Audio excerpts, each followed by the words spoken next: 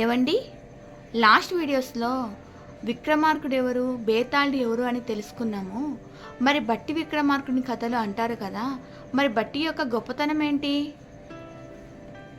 విక్రమాదిత్యుడు బట్టి ఇద్దరు కలిసి ఉజ్జయిని మహారాజాన్ని రాజధానిగా చేసుకొని అనేక సంవత్సరాలు పరిపాలిస్తూ వచ్చారు.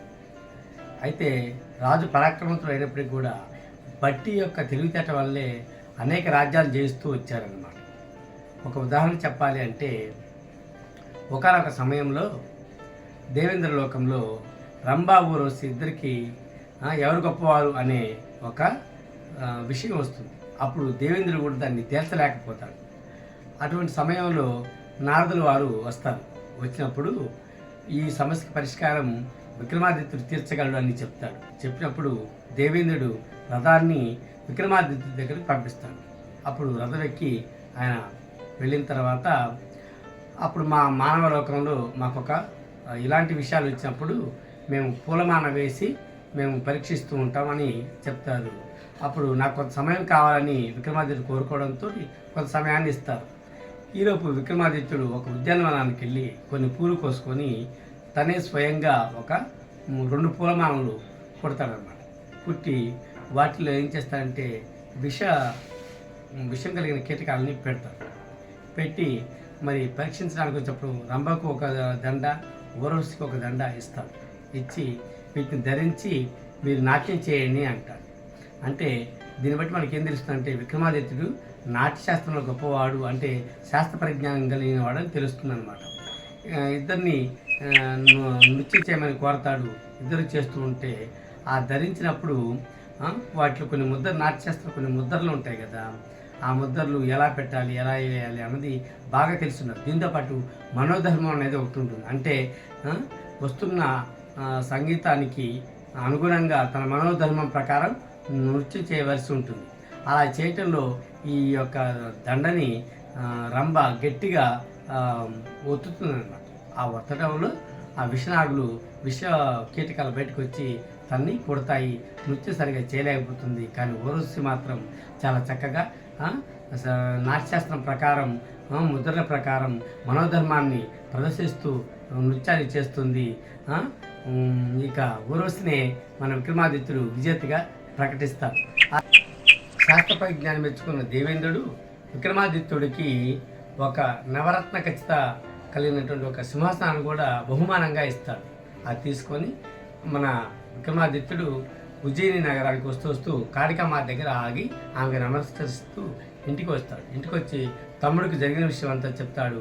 అప్పుడు బట్టి ప్రశ్నిస్తాడు, అన్న నన్ను మర్చిపోయావా, దేవేంద్రుడికి నా గురించి ఏం చెప్పలేదా అంటాడు.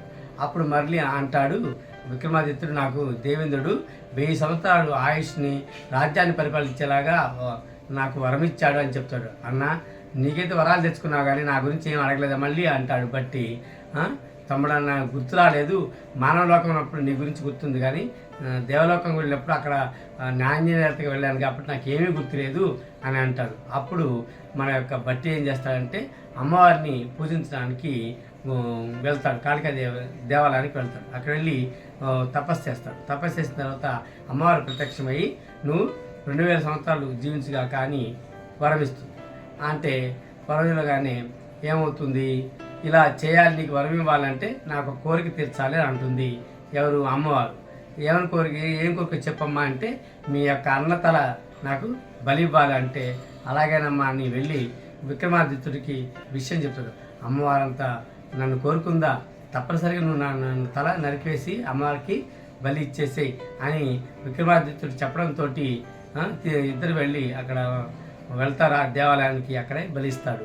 బలిచిన తర్వాత మళ్ళీ అమ్మవారిని కోరుకుంటాడు. అమ్మ, దేవేంద్రుడు 1000 సంవత్సరాలు ఇచ్చాడు కదా ఆయుష్, మరి నేను నరకగానే చనిపోయాడు కదా, ఇది సాధ్యమైనప్పుడు నాకు 2000 సంవత్సరాలు నిజంగానే ఉంటాయా, జీవిస్తానా అని మళ్ళీ ప్రశ్నిస్తే బట్టి నీ విక్రమార్కుడు నీ యొక్క తెలివితేటలు నా ముందు ప్రదర్శించకు, నీ తెలివితేటలు అమోఘం అని చెప్పి అమ్మవారు ఏం చేస్తుందంటే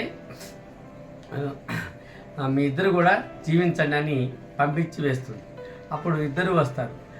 ఇది వచ్చిన తర్వాత ఏమవుతుంది, ఏవండి, ఇంద్రుడు రాజ్యపాలన 1000 సంవత్సరాలు ఇచ్చాడు కదా, మరి కాళికాదేవి 2000 సంవత్సరాలు ఇచ్చింది కదా, మరి బట్టి మరి విక్రమార్కుడు